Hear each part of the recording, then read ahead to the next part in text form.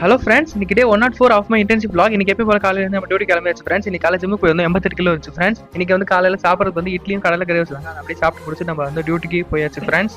இன்னைக்கு வந்து ஒர்க் கொஞ்சம் கஷ்டமாக தான் இருந்துச்சு.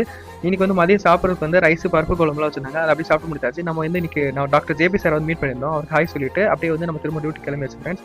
இன்னைக்கான டாபிக் என்ன பார்த்தீங்கன்னா Pneumono ultramicroscopic silicovolcanoconiosis. Okay. நம்ம எல்லாரும் யூடியூப்ல வந்து இந்த சின்ன குழந்தை வந்து அழகா ஸ்பெல் பியில் வந்து ப்ரொனவுன்ஸ் பண்ற வீடியோ வந்து பார்த்துருப்போம். இந்த நியூமோனோ அல்ட்ரா மைக்ரோஸ்கோபிக் சிலிக்கோ வால்கனோகோனியோசிஸ் அப்படின்னா என்னன்னு பார்த்தீங்கன்னா, நம்ம சுரங்கங்களில் வேலை செய்யக்கூடிய பணியாளர்கள் வந்து அங்கே இருக்கக்கூடிய டஸ்ட் பார்ட்டிகல்ஸ் வந்து சுவாசிக்கும் போது அவங்க லங்ஸில் போய் டெபாசிட் ஆயிரும். இதனால் ஏற்படக்கூடிய ரெஸ்பிரேட்டரி சேஞ்சஸ் தான் வந்து சிலிகோசிஸ் அப்படின்னு சொல்லுவாங்க.